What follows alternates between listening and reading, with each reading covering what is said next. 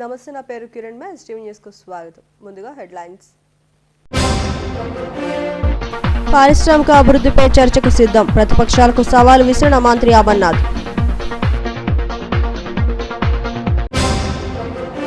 ముఖ్యమంత్రి జగన్ ఎన్నికల్లో ఇచ్చిన హామీని నెరవేర్చాలి.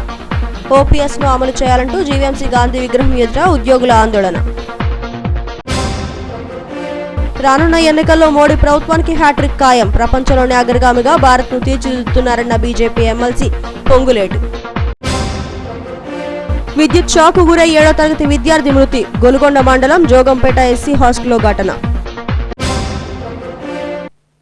పారిశ్రామిక అభివృద్ధి ఎల్లో మీడియాకు ప్రతిపక్షాలకు కనిపించడం లేదా అని మంత్రి గుడివాడ అమర్నాథ్ ప్రశ్నించారు. ఇండస్ట్రియల్ గ్రోత్ పై చర్చించేందుకు సిద్ధంగా ఉన్నారన్నారు. కేవలం అధికారం కోసం రాష్ట్ర భవిష్యత్తును నాశనం చేయొద్దంటూ ప్రతిపక్షాలపై విరుచుకుపడ్డారు. చంద్రబాబు, పవన్ కళ్యాణ్ల మధ్య ఎన్ని రోజులు చర్చలు జరిగినా ఒరిగిందేమీ లేదని, వైసీపీ విజయాన్ని అడ్డుకోలేదని మంత్రి అమర్నాథ్ జోషం చెప్పారు. సర్క్యూట్ హౌస్ లో మంత్రి మీడియాతో మాట్లాడారు. వచ్చే ఎన్నికల్లో తాను ఎక్కడి నుండి పోటీ చేయాలన్న అంశంపై స్పష్టత రాలేదని, జరుగుతున్న ప్రచారంపై మంత్రి అమర్నాథ్ వివరించారు. సీఎం జగన్తోనే తన భవిష్యత్తు ఉంటుందన్నారు. వచ్చే ఎన్నికల కురుక్షేత్రంలో జగన్ అర్జునుడైతే ఆయన సైన్యంలో అమర్నాథ్ ఒక సైనికుడిలా పనిచేస్తాడన్నారు. తన కుటుంబం గడిచిన 46 ఏళ్లుగా రాజకీయాల్లో ఉందని, 10 సార్వత్రిక ఎన్నికల్లో పోటీ చేసిన ఘనత ఉందన్నారు. పార్టీ అవసరాల కోసం సీఎం జగన్ తనని ఏ విధంగా ఉపయోగించుకోవాలనుకున్నా అందుకు సిద్ధంగా ఉన్నారన్నారు. ఏదో రకంగా ప్రభుత్వం మీద బురద జల్లాలనేటువంటి కార్యక్రమం ఎల్లో మీడియా గడిచినటువంటి వారం రోజులుగా, నిన్న ఒక పత్రిక విశాఖపట్నానికి సంబంధించి కానీ రాష్ట్రానికి సంబంధించి కానీ ఐటీ అభివృద్ధి విషయంలో రాసినటువంటి వార్తలు, దానికి ముందు ఒకసారి మరో పత్రిక చంద్రబాబు నాయుడు గారికి అత్యంత వాడుకలో ఉన్నటువంటి పత్రికలు, ఆయన ఎక్కడికి వెళ్ళినా ఆ పత్రిక లేకుండా ఎక్కడికి బయటికి వెళ్ళి ఆ పత్రిక పారిశ్రామిక అభివృద్ధికి సంబంధించినటువంటి దాంట్లో చేసినటువంటి వార్తలు కానివ్వండి, ఇవన్నీ కూడా ప్రజలు అంటే ఈ రాష్ట్రంలో సంక్షేమాన్ని ఎలాగా వారు ఇచ్చినటువంటి వారి మేనిఫెస్టోలో ఏవైతే చెప్తా ఉన్నారో, జగన్మోహన్ రెడ్డి గారి కన్నా ఎక్కువ ఇచ్చేస్తాం, జగన్మోహన్ రెడ్డి గారికి మించి ఇచ్చేస్తాం, జగన్మోహన్ రెడ్డి గారు ఇస్తున్నటువంటి పథకాల కన్నా ఇంకా ఎక్కువ ఇచ్చేస్తాం అని చెప్పుకుంటూ ఈ రాష్ట్రంలో ఎక్కడ సంక్షేమం అనేటువంటిది లేదు అనేటువంటి మాట చెప్పేటువంటి సాహసం చేయలేక, దానికి స్పందించలేక పరిశ్రమల మీద లేదా రాష్ట్ర అభివృద్ధి మీద, నిన్న మనం చూసినట్టు ఐటీ శాఖకు సంబంధించినటువంటి అంశాల మీద చాలా పెద్ద ఎత్తున కథనాలు రాస్తూ ఉన్నారు.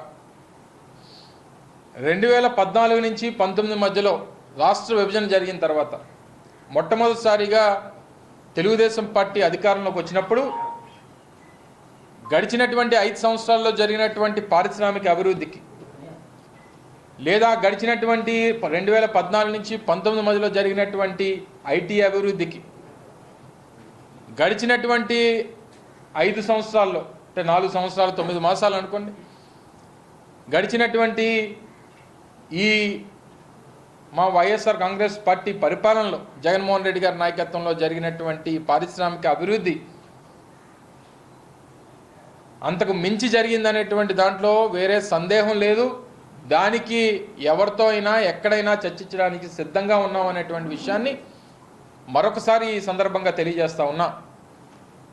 ఏదో ఈనాడు పత్రిక రాసిందనో, లేదో ఇంకొక ఛానల్ చూపించిందనో, లేకపోతే వీరు చేస్తున్నటువంటి తప్పుడు ప్రచారాన్ని తిప్పికొట్టాలనేటువంటి ఒకే ఒక్క ఆలోచన కాదు, తద్వారా రాష్ట్రంలో జరిగినటువంటి అభివృద్ధిని కూడా, పారిశ్రామిక అభివృద్ధిని కూడా ప్రజల ముందు పెట్టాలనేటువంటిది మాత్రమే ప్రభుత్వం తాలూకా ఆలోచన. మా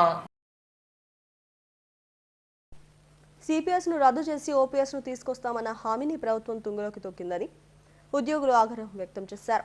ప్రభుత్వ తీరును నిరసిస్తూ సాధన సంగ్రామ దీక్షను జీవీఎంసీ గాంధీ విగ్రహం ఎదుట నిర్వహించారు. ఓపీఎస్ ను అమలు చేయాలంటూ ముక్త కంఠంతో నినాదాలు చేశారు. మేనిఫెస్టోను పవిత్రమత గ్రంథాలతో పోల్చే ముఖ్యమంత్రి జగన్ తమ హామీని నెరవేర్చడంలో మాట తప్పారని, ఉద్యోగ సంఘాల నాయకులు మండిపడ్డారు. జీపీఎస్ పేరిట గ్యాంబ్లింగ్ పెన్షన్ స్కీమ్ను అమల్లోకి తీసుకువచ్చారని, దీనివల్ల ఎలాంటి ప్రయోజనం లేదని అన్నారు. ఓపీఎస్ను అమలు చేయకపోతే వచ్చే ఎన్నికల్లో ఉద్యోగుల ఆగ్రహాన్ని చవిచూడాల్సి ఉంటుందని హెచ్చరించారు. వాళ్ళని పిలిచి కనీసం వారు నచ్చిందా లేదా అని కూడా మీ నిరంకుశమైనటువంటి ధోరణితో జీపీఎస్ విధానాన్ని మా మీద రుద్ది ఈరోజు జీపీఎస్ విధానాల్లో ఉండండి అని చెప్తా ఉన్నారు. మరి మీరు ఆ రోజు చెప్పింది ఏమిటి? జీపీఎస్ విధానాన్ని రద్దు చేస్తాను, పాత పెన్షన్ విధానాన్ని ఇస్తానని చెప్పారు. మరి ఈరోజు మీరు చేసేది ఏమిటి? కాబట్టి మేము రాష్ట్రంలో ఉన్నటువంటి 4 లక్షల కుటుంబాలు సిపిఎస్ ఉద్యోగ కుటుంబాలు, అలాగే మిగతా ఉద్యోగ ఉపాధి సంఘాల కుటుంబాలందరూ కూడా ఎవరు కూడా సిపిఎస్ రద్దు చేసి పాత పెన్షన్ విధానానికి అంగీకరిస్తాం తప్ప మీరు తెచ్చినటువంటి ఏ జీపీఎస్ విధానానికి అంగీకరించే ప్రసక్తే లేదు. కాబట్టి మీరు ఇచ్చినటువంటి హామీ ఏదైతే ఉందో, ఈ బైబిల్, భగవద్గీత, ఖురాన్ అన్నటువంటి మేనిఫెస్టో ఏదైతే ఉందో అందులో ఉద్యోగులకు ఇచ్చినటువంటి మొదటి పాయింట్ ఏదైతే ఉందో సిపిఎస్ విధానాన్ని రద్దు చేసి పాత పెన్షన్ విధానాన్ని పునరుద్ధరిస్తానని అన్నారు.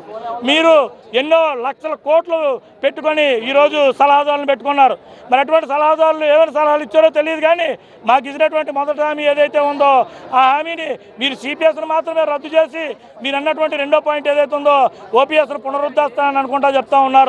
కానీ మేము అందరం ముక్తకంఠంతో ఏకవచనంతో మాట్లాడేది ఏంటంటే సిపిఎస్ రద్దు చేసి పాత పెన్షన్ విధానాన్ని ఇవ్వండి, లేకపోతే మేము మాకు బలమైనటువంటి ఓటు అనే ఆయుధాన్ని చేసుకొని ఈరోజు మేము వచ్చే ఎలక్షన్లో మా యొక్క ఓటుతోనే మా ఓపీఎస్ను సాధించుకోవడానికి సిపిఎస్ ఉద్యోగస్తులు, అలాగే ఉద్యోగ సంఘాలు, ఉద్యోగ కార్మిక సంఘాలు అందరం కూడా సిద్ధంగా ఉన్నామని ఈ వేదిక ద్వారా మీకు హెచ్చరిక జారీ చేస్తున్నాం.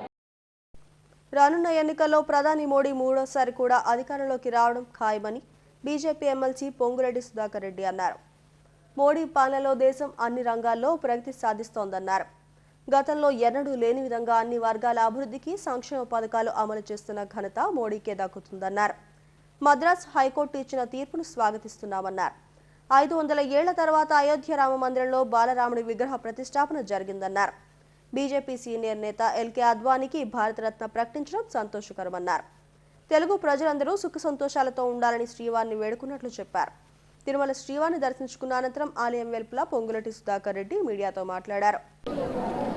సబ్కా సాత్ సబ్కా వికాస్ అనే సంకల్పంతో అందరి మేలు కొరకు కశ్మీర్ నుంచి కన్యాకుమారి వరకు భారతదేశం సమగ్రాభివృద్ధి చెంది విశ్వగురువుగా అయ్యే బాటలో నడిచి ఆ ప్రధానమంత్రి గారికి, నరేంద్ర మోడీ గారికి అన్ని రకాలుగా ఆశీర్వాదం, సుపరిపాలన చేస్తున్న నేపథ్యం, కరువు కాటకాలు లేకుండా ప్రజలంతా సుఖ సంతోషాలతో ఉండేటట్టు 2 తెలుగు రాష్ట్రాలు కూడా బాగుండాలని ఆ దిశలో మరి కోరుకోవడం జరిగింది. అదేవిధంగా మద్రాస్ హైకోర్టు కూడా రీసెంట్లీ తమిళనాడులో ఎవరు ధర్మం వాళ్ళు, ఎవరు టెంపుల్స్ వాళ్ళు పవిత్రతను మెయింటైన్ చేసుకోవాలి, ఏదైతే హిందూ టెంపుల్స్ ఉన్న దగ్గర ధ్వజస్తంభం వరకు వచ్చి దండం పెట్టుకోవడం, ఆ తీర్పు చాలా అమోఘమైన తీర్పు, ఎటర్నల్. కాబట్టి అందరినీ కలుపుకుపోయే ఆ రామరాజ్య స్ఫూర్తి 500 సంవత్సరాల తర్వాత అయోధ్యని ఎక్కడా చిన్న ఇష్యూ కూడా కాకుండా నరేంద్ర మోడీ గారి నాయకత్వంలో అయోధ్య తీర్థ ట్రస్ట్ ఆధ్వర్యంలో మళ్ళీ బాలరాముడి యొక్క ప్రతిష్టా కార్యక్రమం జరగడం చాలా సంతోషం. యావత్ ప్రపంచంలో కూడా రామనామం మోగిపోయిన సందర్భం. రాముడి నుంచి గోవిందరాముడిగా ఇక్కడికి లింకు, ఎవరో కూడా వెలుగులోకి రానటువంటి వాళ్ళని కూడా వెలుగులో తీసుకొచ్చి అనేక నిష్ఠాతుల్ని భారతదేశంలో ఈ పద్మ అవార్డులు ఇవ్వటం అది నరేంద్ర మోడీ గారి నాయకత్వానికే దక్కిందని చెబుతూ మరొకసారి శుభాకాంక్షలు. 2 తెలుగు రాష్ట్ర ప్రజలు, ప్రపంచంలో ఉన్న మన వాళ్ళందరూ, భారతదేశ ప్రజలందరూ కూడా ఇటు కర్ణాటక, తమిళనాడు నేను ఇన్ఛార్జిగా ఉన్న అన్ని రాష్ట్రాలు బాగుండాలని, అందరూ బాగుండాలని ఆ దేవదేవుడు. విద్యుత్ షాక్తో విద్యార్థి మృతి చెందిన ఘటన తీవ్ర విషాదాన్ని నింపింది. అనకాపల్లి జిల్లా గొలుగొండ మండలం జోగంపేట ఎస్సీ హాస్టల్లో ఈ ఘటన చోటు చేసుకుంది. 7వ తరగతి చదువుతున్న తుబిరి దావీదురాజు ఆదివారం ఉదయం విద్యార్థి బట్టలు ఆరపెడుతుండగా ప్రమాదవశాత్తు విద్యుత్ వైర్లు తగిలాయి. విద్యుత్ ఘాతానికి గురైన దావీదారాజు అక్కడికక్కడే చనిపోయారు. ఇది గమనించిన తోటి విద్యార్థులు హాస్టల్ వార్డర్కు సమాచారం ఇచ్చారు. హుటాహుట్న నర్సీపట్నం ఏరియా ఆసుపత్రికి తరలించారు. వైద్యం ఇస్తుండగా విద్యార్థి మృతి చెందాడు. దీంతో అక్కడ విషాద ఛాయలు అలుముకున్నాయి. కుటుంబ సభ్యులు కన్నీరు మున్నీరుగా విలపించారు. సమాచారం అందుకున్న పోలీసులు ఘటనా స్థలానికి చేరుకుని వివరాలు ఆరా తీశారు. కేసు దర్యాప్తు చేస్తున్నట్లు తెలిపారు.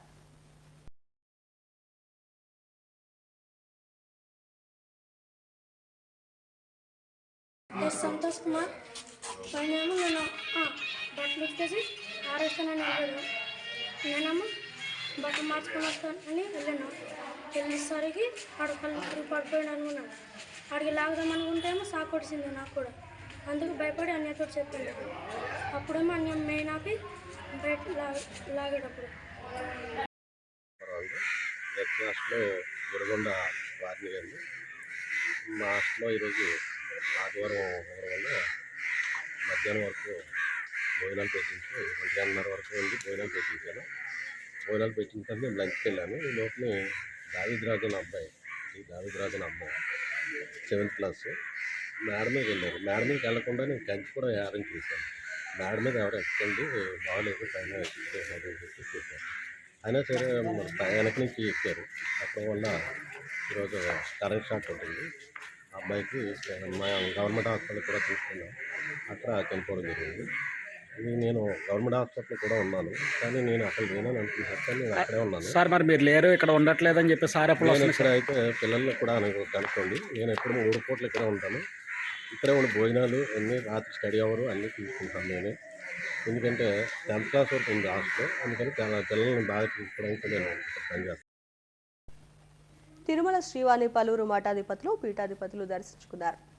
మంత్రాలయ పీఠాధిపతి సుభతేంద్ర తీర్థ స్వామీజీ, మేషరాజ మఠం పీఠాధిపతి విద్యా విజయ తీర్థ స్వామీజీ, శ్రీపాద మఠం స్వామీజీ సుజానిధి తీర్థులు, బద్రీనాథ్ పీఠాధిపతి బ్రహ్మచారి ముకుందం, కమలానంద భారతి స్వామీజీ, శివదర్శనానంద సరస్వతి మాజీతీలు దర్శించుకున్నారు. వీరికి ఆలయ అధికారులు స్వాగతం పలికి దర్శన ఏర్పాట్లు చేశారు. ధార్మిక సదస్సులో పాల్గొనేందుకు వచ్చిన స్వామీజీలు శ్రీవాణి దర్శించుకుని పూజలు నిర్వహించారు. అనంతరం ఆలయం వెలుపల మీడియాతో మాట్లాడారు. ఎంతో పవిత్రమైన తిరుమల శ్రీవారి సన్నిధిలో ధార్మిక సదస్సు నిర్వహించడం సంతోషంగా ఉందన్నారు. టీటీడీ భక్తులకు చేస్తున్న ఏర్పాట్ల పట్ల సంతృప్తిని వ్యక్తం చేశారు. స్వామివారి ఆశీస్సులు ప్రజలందరిపైన ఉండాలని ఆకాంక్షించారు. ಇಂತಹ ಸದಸ್ಸು ಮೇಲಿಂದ ಮೇಲೆ ನಡೆದು ನಮ್ಮ ಸನಾತನ ಧರ್ಮದ ಉನ್ನತಿಗೆ ಎಲ್ಲರೂ ಕಾರಣರಾಗಬೇಕು. ಇದಕ್ಕೆ ಎಲ್ಲ ಮಠಾಧಿಪತಿಗಳು ಹಾಗೂ ಸನ್ಯಾಸಿಗಳು ಮತ್ತು ಯತಿಗಳು ಇದರಲ್ಲಿ ವಿಶೇಷವಾಗಿ ಭಾಗವಹಿಸಿ ಇದರ ಸಲಹೆ ಸೂಚನೆಗಳನ್ನು ನೀಡಿ ಧರ್ಮದ ಒಂದು ಅವರವರ ಯೋಗ್ಯತಾನುಸಾರವಾಗಿರ್ತಕ್ಕಂಥ ಸಾಧನೆಯನ್ನು ಮಾಡಿಸಿ ಭಗವಂತನ ಅನುಗ್ರಹಕ್ಕೆ ಪಾತ್ರರಾಗಿ ಅವರೆಲ್ಲರೂ ಕೂಡ ಉದ್ಧಾರವಾಗಬೇಕು ಎಂಬುದಾಗಿ ನಮ್ಮ ಆಶೀರ್ವಚನವನ್ನು ಭಗವಂತನಲ್ಲಿ ಸಮರ್ಪಣೆ. అంతేకాకుండా హిందూ ధర్మ ప్రచార పరిషత్ అనేటువంటి ఒక విభాగం మొత్తం భారతదేశంలో ఒక తిరుమల తిరుపతి దేవస్థానానికి మాత్రమే ఉంది. ఇది టీటీడీ యొక్క విశేషమైనటువంటి అంశం. దాని తర్వాత ఈరోజు నిన్న ఎట్లయితే జరుగుతున్నదో సదస్సు మొత్తం భారతదేశంలో పీఠాధిపతులందరినీ కూర్చోబెట్టి వాళ్ళ సలహాలు సంప్రదింపులు చేసేటువంటి ఒక ఆనవాయితీ కూడా పూర్వకాలం నుంచి తిరుమల తిరుపతి దేవస్థానం కలిగి ఉన్నది. అందువలనే మారుతున్నటువంటి హిందూ సమాజ పరిస్థితులు, దేశంలో వస్తున్నటువంటి సమాజ చైతన్యము, వేరే వేరే దేవాలయాలు, అయోధ్య రామాలయం కావచ్చు, కృష్ణ జన్మస్థానం కావచ్చు, కాశీ విశ్వనాథ్ దేవాలయం కావచ్చు, ఉజ్జయిని కావచ్చు, వైష్ణోదేవి కావచ్చు, అమర్నాథ్ కావచ్చు, ఇటువంటి పెద్ద పెద్ద దేవాలయాలన్నీ చాలా విస్తృతంగా నిర్మాణం చేస్తూ ఉన్నారు. దేశంలో నలుమూలల నుండి వివిధ మఠాధిపతులు ఇక్కడ రావడం జరిగింది. నిన్న ఈరోజు రేపు 3 రోజుల పాటు జరిగేటువంటి సదస్సుకు తిరుమల తిరుపతి దేవస్థానం ఆహ్వానం మేరకు రాఘవేంద్ర స్వామి మఠం మంత్రాలయం తరపున మేము పీఠాధిపతులుగా ఇక్కడ విచ్చేసాము. అలాగే మన కర్ణాటక రాష్ట్రానికి చెందినటువంటి ముళబాగులు శ్రీ శ్రీపాదరాజుల వారి మఠం తరపున పీఠాధిపతులు వారు వచ్చారు. అలాగే వ్యాసరాజ మఠానికి చెందినటువంటి విద్యా విజయ తీర్థుల వారు ఇక్కడ విచ్చేశారు. ఇంకా ఎంతోమంది పీఠాధిపతులు ఇక్కడ రావడం, స్వామిని దర్శించుకోవడం, ధరించడం, అలాగే సదస్సులో పాల్గొని సనాతన హిందూ ధర్మ ప్రచారం కోసం వారి వంతు సలహా సూచనలు కృషిని అందించడం జరగదు. తిరుమల శ్రీవారిని పలువురు ప్రముఖులు దర్శించుకున్నారు. ఏపీ హైకోర్టు న్యాయమూర్తి జస్టిస్ గోపాలకృష్ణరావు, తెలంగాణ కాంగ్రెస్ ఎమ్మెల్యే వి హరి తదితరులు శ్రీవారి సేవలో పాల్గొన్నారు. కుటుంబ సభ్యులతో కలిసి తిరుమలకు వచ్చిన వారికి ఆలయ అధికారులు స్వాగతం పలికి దర్శన ఏర్పాట్లను చేశారు.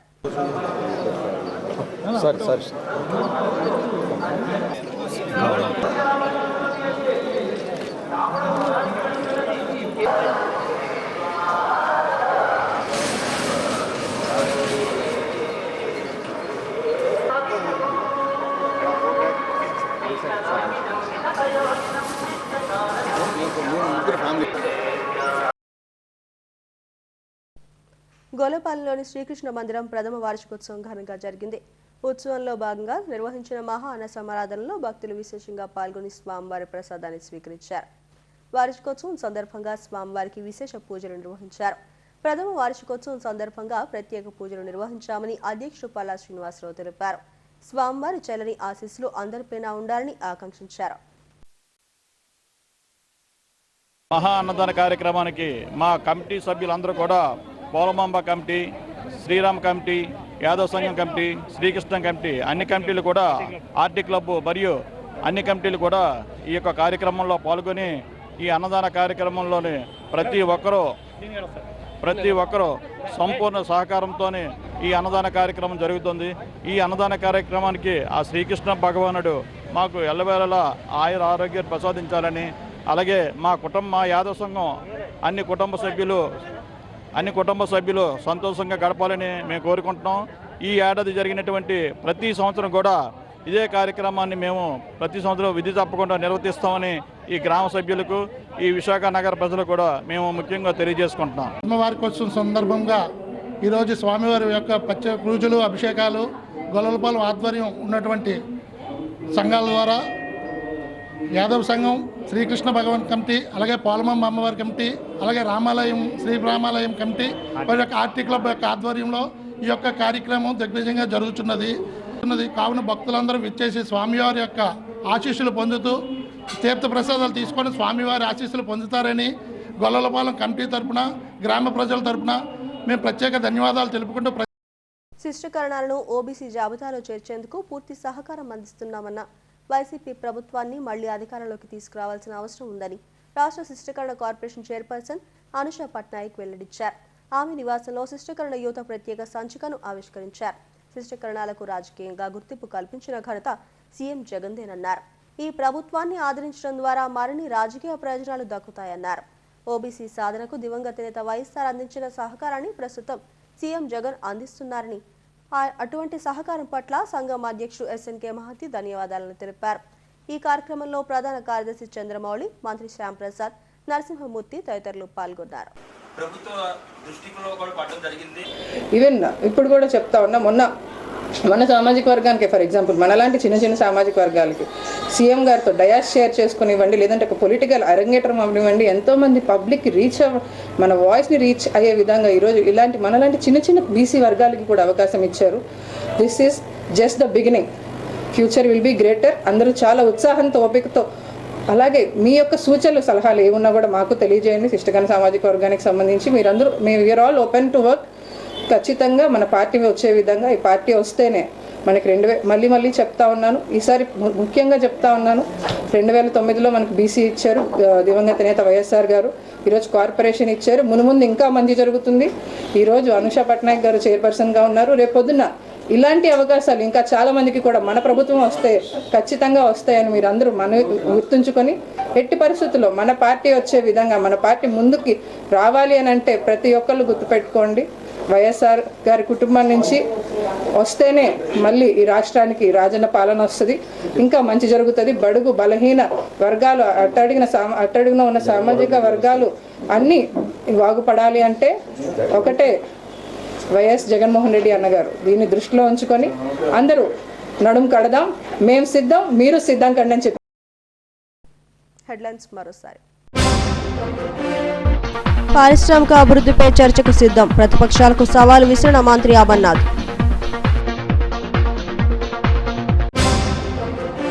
ముఖ్యమంత్రి జగన్ ఎన్నికల్లో ఇచ్చిన హామీని నెరవేర్చాలి, ఓపీఎస్ను అమలు చేయాలంటూ జీవీఎంసీ గాంధీ విగ్రహం ఎదుట ఉద్యోగుల ఆందోళన. రానున్న ఎన్నికల్లో మోడీ ప్రభుత్వానికి హ్యాట్రిక్ ఖాయం, ప్రపంచంలోనే అగ్రగామిగా భారత్ను తీర్చిదిద్దుతున్నారన్న బీజేపీ ఎమ్మెల్సీ పొంగులేటి. విద్యుత్ షాకు గురై 7వ తరగతి విద్యార్థి మృతి, గొలుగొండ మండలం జోగంపేట ఎస్సీ హాస్టల్లో ఘటన. ఈ వార్తలతో సమాప్తం. మరిన్ని వార్తా విశేషాల కోసం చూస్తూనే ఉండండి STV న్యూస్.